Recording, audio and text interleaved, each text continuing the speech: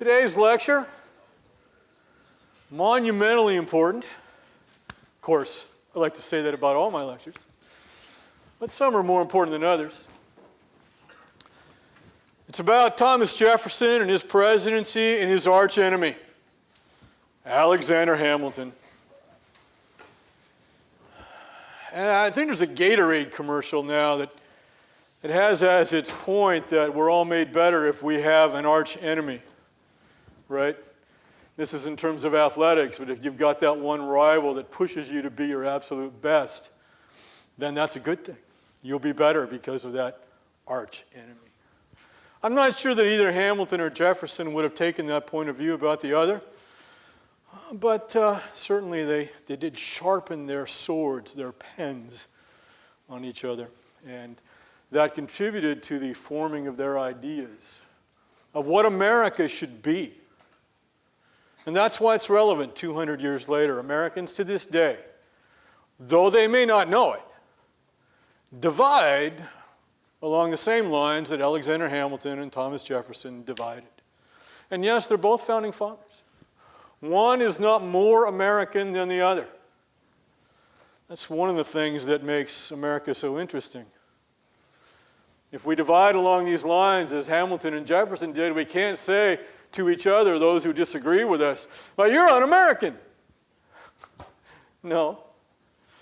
Not any more than Hamilton was to Jefferson, you see, or vice versa. Now, it is possible to hold ideas that are un-American. If you're a Marxist, those are not American ideas. You are un-American, okay?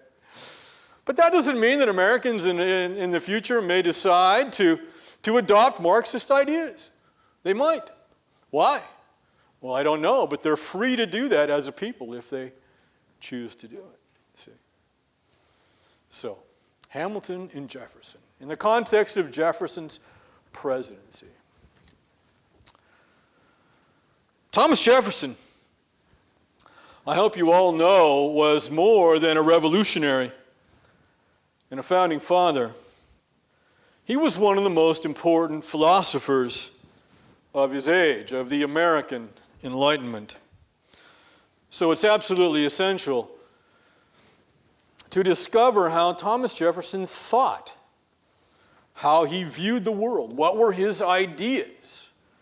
At the very beginning of this class and in the syllabus, I said the class is about ideas. The ideas that have made America, the ideas that Americans hold.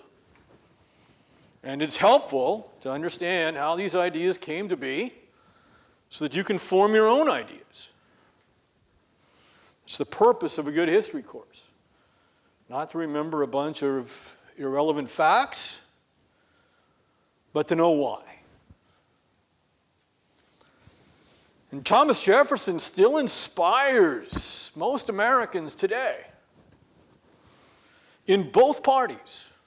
Both parties can look back to Thomas Jefferson and say, yes, we appreciate Jefferson for that. Or for this.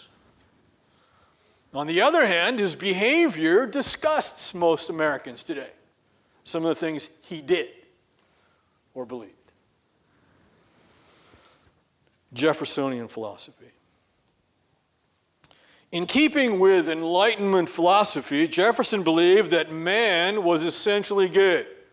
When we talk about philosophy, we almost always begin, or the philosopher almost always begins, with his or her definition of what man is. And then you reason from there. That's philosophy. Jefferson, in keeping with Enlightenment philosophy, believed that mankind was essentially good. That if you remove the great structural impediments from the life of men, that they would rise and they would shine their goodness, you see. Society would then be better, would be good.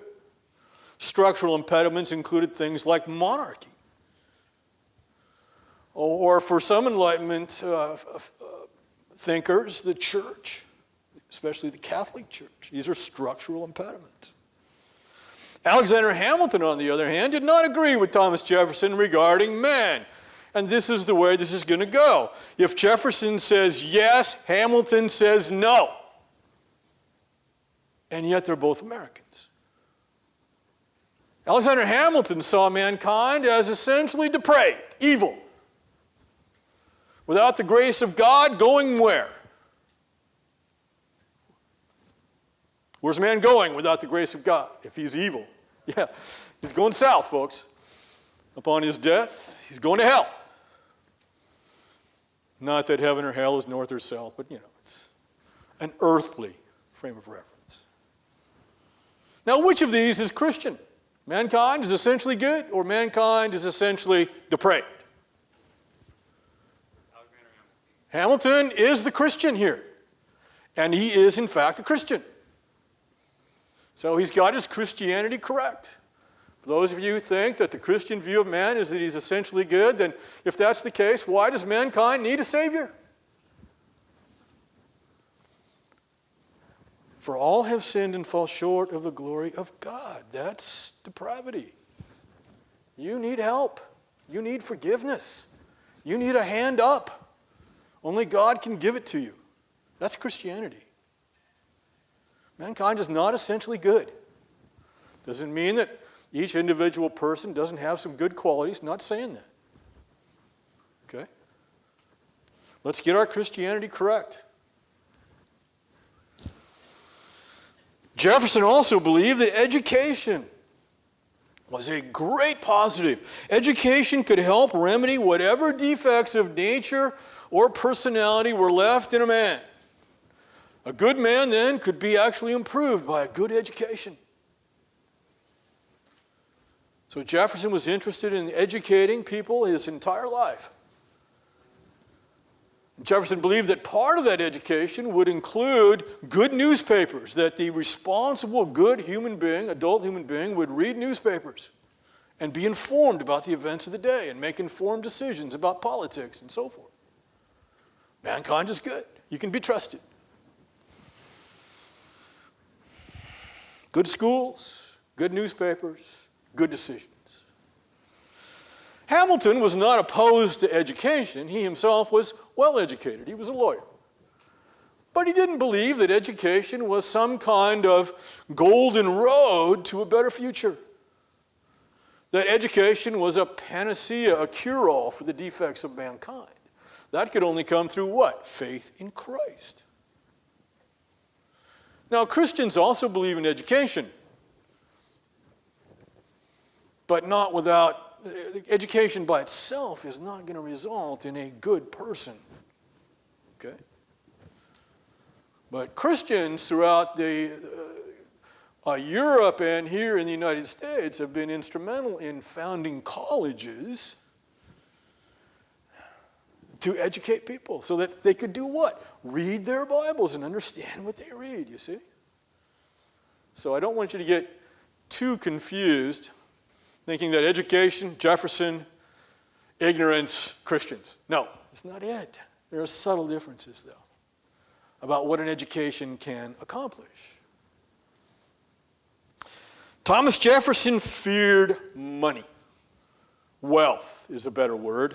He feared wealth and the corruption that it engenders. He believed that those who were wealthy tended to gain control of the government using their money. And then they tended to run that government for their own benefit. This would be kind of a contradiction of his earlier philosophy about good, right? But there's a lot that's contradictory in Jefferson's philosophy. That's the first thing you have to recognize. So Jefferson feared wealth and the corruption that it tended to cause, because he thought the wealthy would run the government if they could control it for their own benefit, for their own greed, selfishness, or interest, right? Now, Hamilton believed that money, wealth, was the source of power in a dangerous world. The world is a difficult place. It's a hard place. And there are aggressive and rapacious nations led by kings throughout the world, and then unless we can defend ourselves, we will fall victim to these rapacious nations, these violent nations. And so wealth was absolutely essential to be able to pay for our national defense.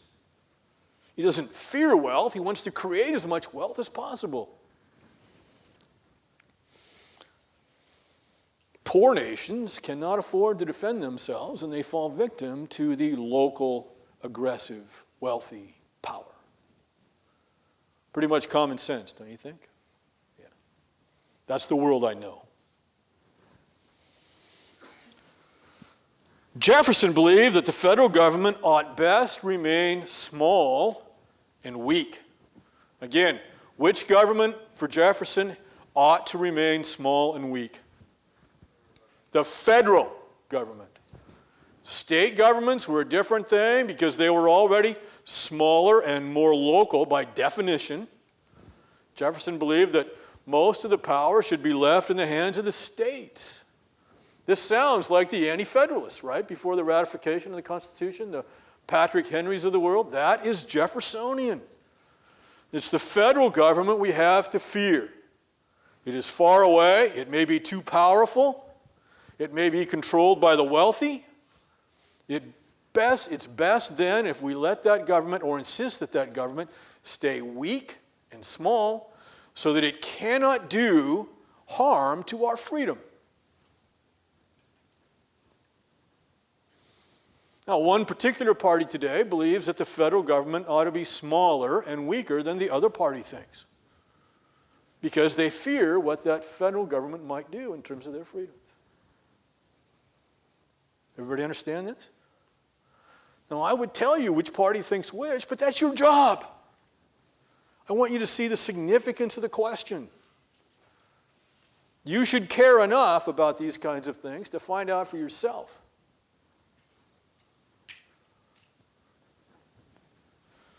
Understand why Jefferson feared what he feared. Hamilton does not think the federal government should stay small and weak. Not in a dangerous world. Who's going to defend us if it's not a powerful federal government? Who's going to line us up and organize us to defend ourselves against Great Britain or France or Spain or even the Native Americans on our frontier who transcend the states? What do you fear, Americans? What do you fear most? That's the question here. Jefferson feared his own federal government more than he did these foreign powers. You see? If you agree with Jefferson, there you go. Hamilton feared the foreign powers more than he did the federal government. If you agree with Hamilton, the logic is clear. The question has not changed. What do you fear the most? Many people in America fear their own federal government far more than any foreign power.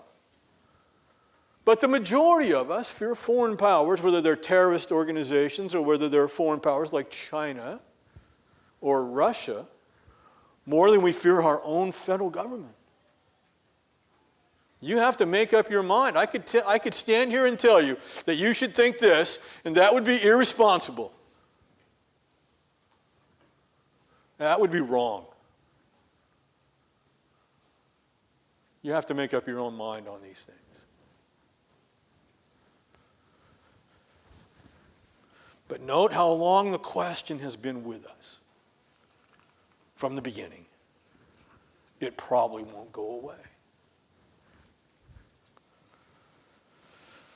Neither man, however, would have believed in what we have today, or what we call today, I should say, the welfare state. You can't draw a line from either man to the vast government bureaucracy and organization of all the programs we have today. Neither man would have been on board for that. You see? So, does that make that un-American? No. None of that was done illegally or unconstitutionally. It's just that times have changed that much. I would say that it would have been easier for a Hamiltonian, powerful federal government to create that welfare state bureaucracy because of the powerful federal government that it requires. But I suspect Hamilton would have shuddered at the idea of the welfare state. Okay? So the question is complex. How should men live? Next question. For Jefferson, farming was the ideal way of life. No surprise here. What was his way of life? Yeah, he's a great plantation owner, farmer. glorified farmer. Right? I don't want you to think of Thomas Jefferson out there with a couple of mules in front of him and behind the plow with the reins draped over his neck. That's not Thomas Jefferson, the farmer. That's most Americans, though. The plantation owners are few relative to that individual kind. But Jefferson has slaves to do the hard work. But he believed in farming, that farming was a virtuous way of life, that most Americans, as they were then, should be farmers. That's the way America should continue for, in Jefferson's mind, 1,000 generations. That would be even well into our future. And the reason for this was that a man who was a farmer in those days was self-sufficient. He didn't take orders from anybody. No boss, no employer could tell that man how to vote. And they did. If you worked for another man, that man would say, you should vote this way.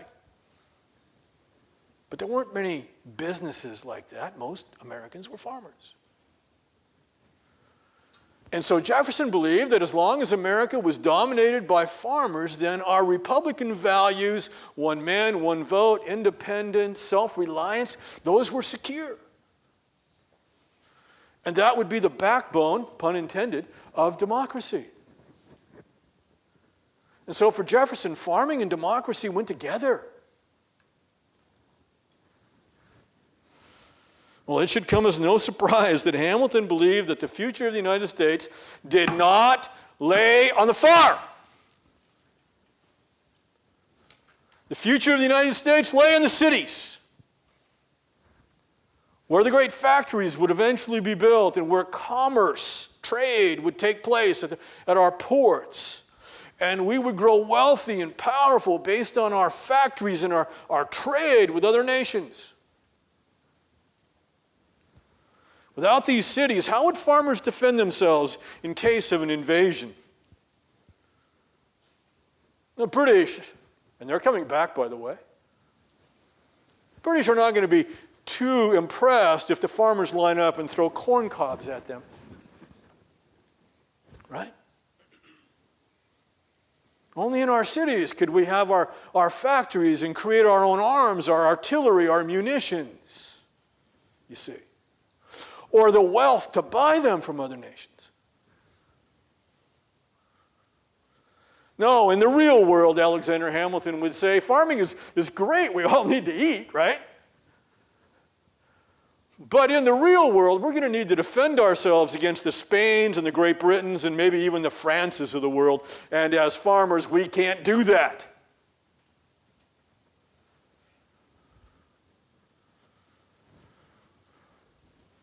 How long will we remain free if we stay a nation of farmers? That's a great question. And so the source of our future, of our power, lay in the cities with manufactures and trade. Well, what about foreign policy then? How do the two men differ in that regard? Jefferson, taking his lessons from history from our revolution, hated monarchy, hated kings. He is, after all, a Republican, a Democrat, right? You bet. Monarchy is the opposite of that. He hates Great Britain. He admired the French in their revolution against their own monarch, King Louis. And he'd been in Europe enough to realize that these monarchies, these empires, were corrupt. The opposite of what he wanted for America. That the whole European system was a cesspool of deceit and corruption and vulgarity. And so for Jefferson, he recognized that some commerce was necessary. But for Jefferson, the idea of having strong foreign relations and expanding trade with Europe was, well, that's not what we should be. We should be self-sufficient farmers. Stay at home. Mind our own business. Today we call this what? Isolationism. Okay? Isolationism. Many Americans today, what are we doing in the Middle East? Why do we have troops in Europe? See? Isolationism. Hasn't gone away, this great question. Hamilton, of course, you know he's not going to agree with Jefferson. Hamilton wants to build a great trading nation, a nation built on manufactures, and in order to make us as prosperous as possible, we have to take the excess from our factories and from our commerce, and we have to sell it to other nations. So our foreign policy has to be based on that. We have to have good relationships with other nations. They have to be our friends. We need to be their friends. And the most important trading nation at that time happened to be who? Great Britain. The greatest navy, the greatest merchant marine, the greatest manufacturing nation in the world at that time, and will be for 100 years. We have to have a relationship with the old country, even though we just fought a war with them. Alexander Hamilton. Which vision sounds right? Which one is historically accurate? Which one's going to work and which one's not?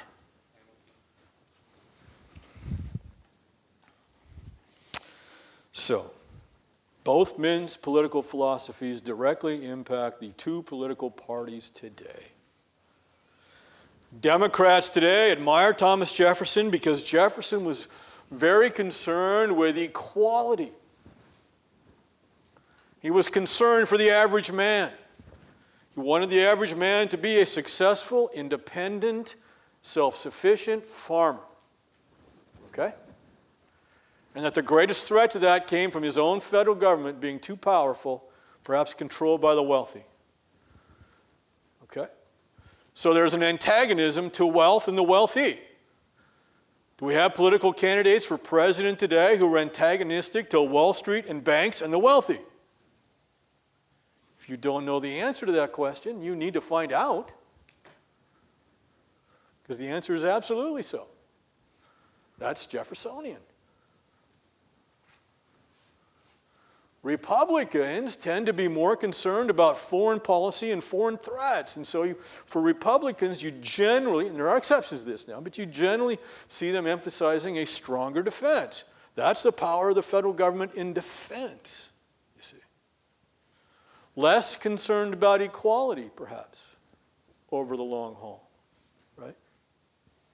Yeah, still fair today to say that. What do you fear? What do you believe in? These will dictate some of your political positions.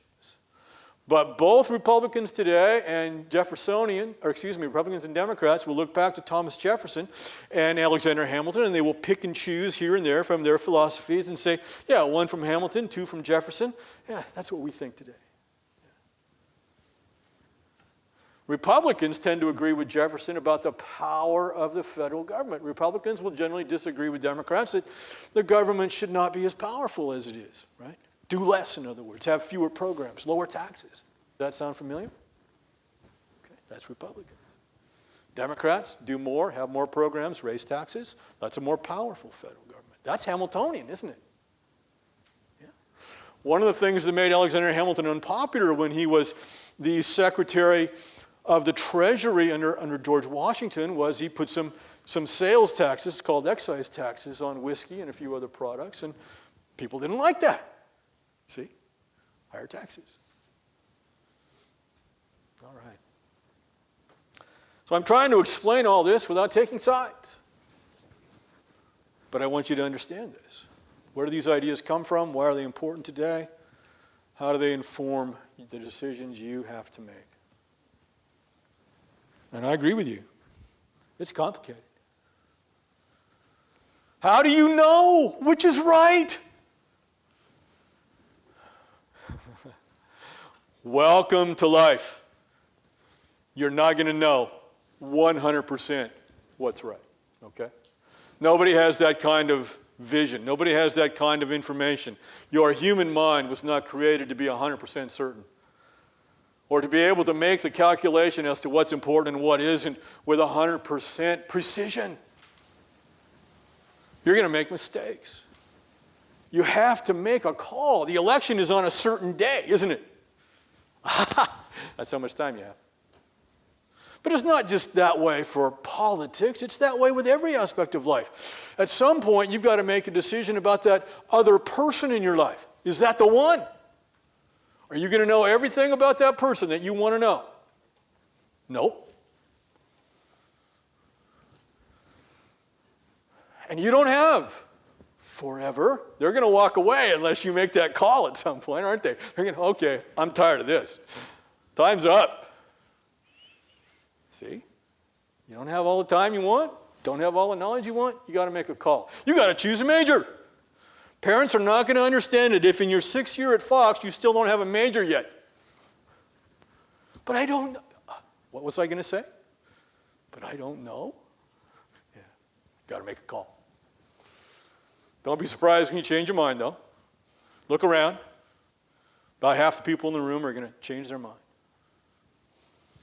And then when you get your job, don't be surprised that, oh, gosh, should have chosen a different major. Almost everybody's going to change jobs. Yeah. So, you see, I'm just teaching you life here. But if you understand that life is going to force you to make these decisions, you're a little bit more prepared. Ah, this is what that guy, what was his name again, was talking about. Yeah. Well, let's do some real hard history now. The election of 1800. Thomas Jefferson is president of the United States.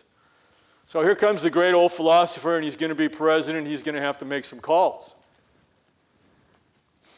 The election of 1800 is sometimes referred to as the Revolution of 1800. Because the new president, Thomas Jefferson, was so different from the two who had preceded him, John Adams, and then, of course, the great man himself, George Washington. You see, Adams and Washington were Federalists. They're Hamiltonians. And Jefferson was the definition of Jeffersonian, right? Revolution of 1800. It's bloodless, and that's a miracle. Look how different the visions were, and yet the Federalists left office, and the Jeffersonians took over. That is the key to our politics.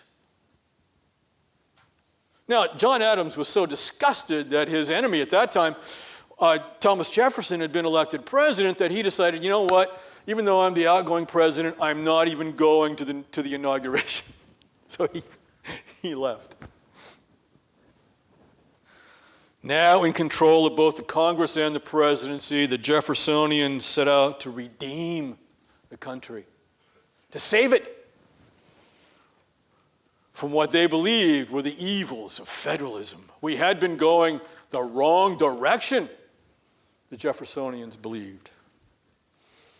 And so what does Jefferson do? What do the Jeffersonians do? Number one, they replaced many, not all, but many of the Federalist officials in the government with those sympathetic to Republican ideas.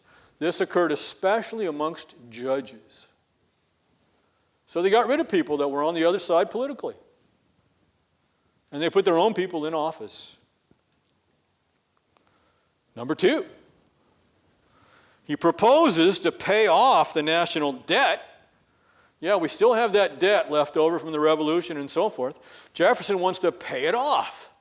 If you don't have a debt there, then you have less of an opportunity for the wealthy, because they're the ones who have loaned the money, for the wealthy to manipulate the government in their own interest. In other words, you might reduce corruption by paying off the debt. See? Think of the wealthy. Okay, we'll loan the federal government money if. And there it is. If what? Well, if you pass this law that benefits my business or my state or whatever. See? Pay off the debt. We don't need to borrow. Then you don't have to make that devil's bargain. So pay off the debt. 3, reduce or maybe even eliminate some of those very unpopular taxes. Republicans today generally say to the American people, we're going to cut taxes if you elect us. So here is a Jeffersonian cutting taxes that the Republicans would very much appreciate. Reduce or eliminate most domestic taxes. Hamilton had instituted, as I mentioned before, not only today, but in the Washington lecture, sales taxes along with his tariff, taxes which were not popular. Remember the whiskey tax and the whiskey rebellion? There you go, Exhibit A. So Jefferson then, the Republicans, they eliminated most of these taxes, making it ironically, or not ironically, but logically, more difficult to pay off the debt. So Jefferson wants to pay off the debt, but he's going to cut taxes. This is just one example of when I'm going to get at the end of the lecture, I'm going to say that sometimes Jefferson was contradictory. That his own ideas kept him from completing his other ideas. It also had the ironic result of making the federal government completely dependent upon the tariff. So we don't have any interior taxes, sales taxes on things like whiskey. The only tax we really have is that tariff on imported goods. And if we're going to have any money, then we have to have imported goods. Now remember how Jefferson feels about foreign trade. That's Hamiltonian. You see? So you remember that you have to know what a tariff is, that is a tax on incoming goods, goods coming from Great Britain or France or whatever, that is levied right there at our ports. Okay, there's a ton of wine, the tax is $5. So then that tax then goes to the federal government as it's paid on that ton of wine there. Okay? And then the importer of the wine will raise his price to cover the $5. So the wine costs a little bit more. That's the way a tariff works, then and now. Well, the whole tax thing was a frustration to Jefferson and the Republicans. Finally, and fully fitting with Jefferson's fear of a powerful central government, one of the most important ways to make sure that that powerful central government does no harm to the people, does not take away their freedom, does not take away their equality, is to reduce the army and the Navy, because those would be the levers of taking away freedom and equality. You would turn the Army and the Navy loose on the American people, and so Jefferson's going to reduce our strength. And then you're saying to yourself, hopefully, that, well, what does that mean about Great Britain and Spain and France and so forth? It means we're going to be less able to defend ourselves, but Jefferson is not as concerned about those people as he is about the federal government when somebody else is president, using those weapons against the American people. So what's the result here of Jefferson's principles as he's president of the United States in regard to the federal government? Is it more powerful because of Jefferson, or is it less powerful? Yeah, less powerful, dramatically less powerful. Less money, less military. You bet. And then he's replaced officials who were Federalists with those who agree with him. The Louisiana Purchase. Ironically, the great accomplishment, and this is one of the quiz questions, the great accomplishment of his presidency flies in the face of Jeffersonian philosophy. If he had followed his own philosophy, he never could have purchased Louisiana. Again, the contradictions. It is a contradiction of some of his philosophy, but it is an attempt, as Jefferson well understands, to make it possible that Americans will be farmers for 1,000 generations. Louisiana is this little state down here now, but Louisiana then was all that yellow. In other words, the great Midwest, a third of the country. That's Louisiana. So the country you know today as the United States would not exist but for the Louisiana Purchase. By the early 19th century, Louisiana belonged to Napoleon's France. But he had New World ambitions. Napoleon wanted to build part of the French Empire right there where the yellow is. What does that say about who to fear in the world? Yeah. That empire would have controlled New Orleans and all the trade of the great Mississippi River, strangling American trade from the Midwest. But as it turned out, Napoleon's New World ambitions foundered, and he decided that, you know what, I'm not interested in the New World anymore. I want to sell Louisiana so I can concentrate here on Europe. And so he put a for sale sign on Louisiana. And of course, the Americans were interested. Yes, Jefferson salivates, literally salivates to buy Louisiana. Because, again, Louisiana could make it possible for Americans to move out west and be what? Farmers. Jefferson thinks, what American would want to work in a factory in Boston if you could move out west and own your own land? Nobody. You see? Aha, take that, Alexander Hamilton. I will put a magnet out west. You see, and I will drain your cities of the labor you needed. And my vision will be the American vision. Well, the purchase would allow the United States to remain a nation of farmers and thus avoid the evils that beset the nations of Europe. But there were three problems. First, there's that Constitution. The Constitution does not specifically give the federal government the right to purchase territory. Nowhere in the Constitution could you find that right. And if Thomas Jefferson were to go ahead, hoping the Senate would ratify the treaty anyway, he would have to use a different interpretation of the Constitution than the one he favored. Hopefully you remember the Washington lecture, the video. And you know that Alexander Hamilton thought we should use a loose interpretation of the Constitution. If it's implied, then we should be able to go ahead and do whatever we think is implied in the Constitution. That's kind of a loosey-goosey interpretation. And Jefferson had argued back then, no, strict. If it doesn't say you can do something, you can't do it. I think Thomas Jefferson got one of his migraines over this. Because that interpretation is coming back to haunt him now. He will need to use a Hamiltonian loose interpretation of the Constitution to get this past the Senate. He's going to have to swallow that himself. Because nowhere in the Constitution does it say you can buy anything. Well, that's an exaggeration, but you can't buy Louisiana anyway. 2, we're going to have to borrow the money to buy Louisiana. And we're trying to pay off the debt with reduced taxes, by the way. So we are going to go into greater national debt, the opposite of what Jefferson hoped to do. We're going to go into more debt if we decide to go ahead and buy this Louisiana place. 3rd, using the federal government to acquire Louisiana would dramatically increase the federal government's power. Jefferson believed in a weak federal government. Now you're going to set this precedent. You're going to stretch the Constitution, you're going to borrow money, and you're going to make a new, more powerful federal government that from this point on will be able to buy new territory because you set the precedent here. Jefferson does not want to create a more powerful federal government, but if he does this, he will, in one way.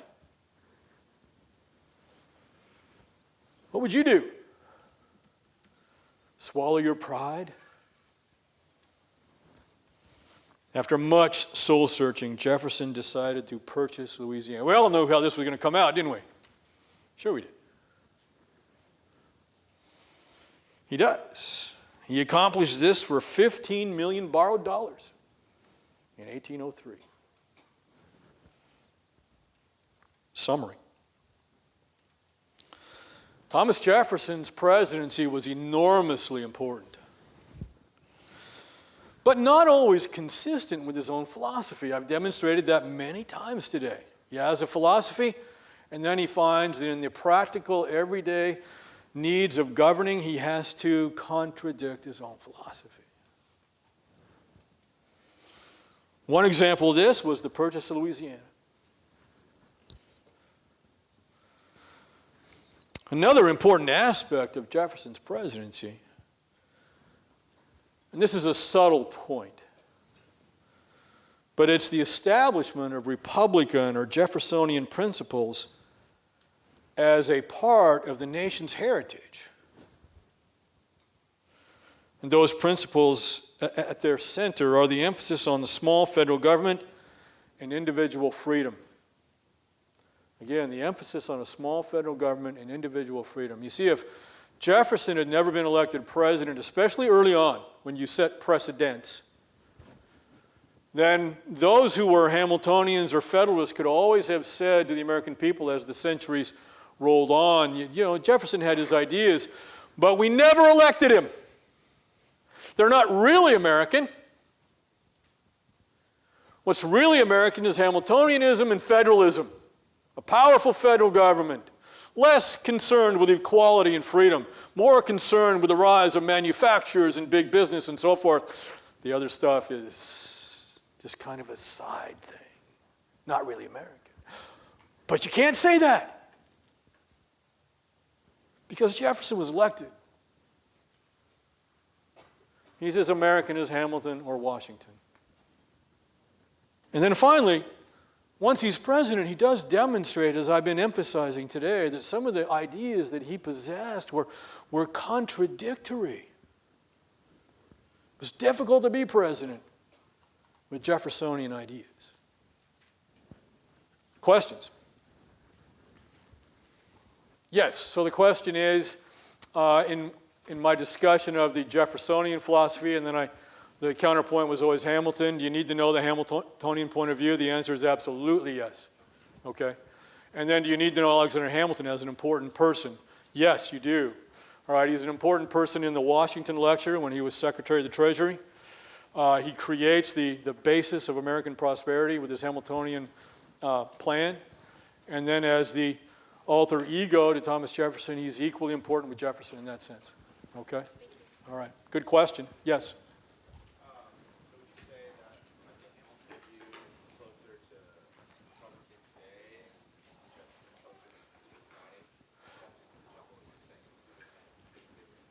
Yeah, so the question is about relating the Hamilton's view to modern political parties.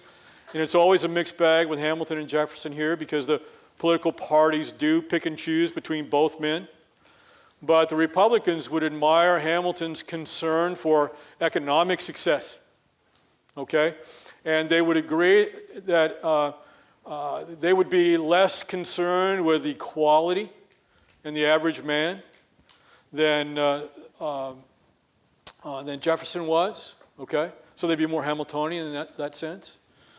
The Democrats would look at Thomas Jefferson and they would not agree with his fear of a powerful federal government today because the Democrats are the party of a powerful federal government and the welfare state, right? So just to help relate that, it's the Democrats today who want to provide government programs, a powerful federal government, for health care, college education, right? Control of Wall Street and so forth, more regulation for Wall Street. All those things are the use of the federal government in a more powerful way. That would have, in the sense of a more powerful federal government, that would have fit with Hamilton. But they want to do it in the interests of the average person. That fits with Jefferson, you see. So that's why I say you got to pick and choose there. Yes? Jefferson reverse anything about the national bank? About the national what? Okay, this is a great question. So Jefferson is not an admirer of the national bank, and the Jeffersonians do not like the national bank. But during Jefferson's administration, his Secretary of the Treasury did like the national bank, and so he's kind of held off on that. But eventually the Jeffersonians will end the national bank, okay? And then they'll bring it back because they realize that was a mistake. And then 20 years later, it'll die again. Anybody else?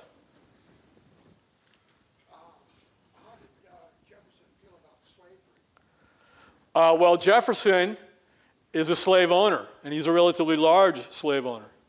And Jefferson, in his heart of hearts, if he could have ended slavery, would have done so. But he never took any steps to actually do that, you see. But he did make comments, writings about the fact that, slavery, that he wished that slavery would go away. Whereas many slave owners didn't make even those kinds of comments. They were very much for slavery and wanted to see it last indefinitely. Yeah, but philosophically, Jefferson wished in his heart of hearts that slavery could go away, right? But he didn't, like I said, he didn't make any efforts to do it. Washington, on the other hand, also a large slave owner, Washington freed all the slaves in his control upon his death. And if all the slave owners had done what Washington did, then the history of this country would have been dramatically different. There would have been no Civil War, for example. So, great question. Thank you. Anybody else? All right. God bless you all.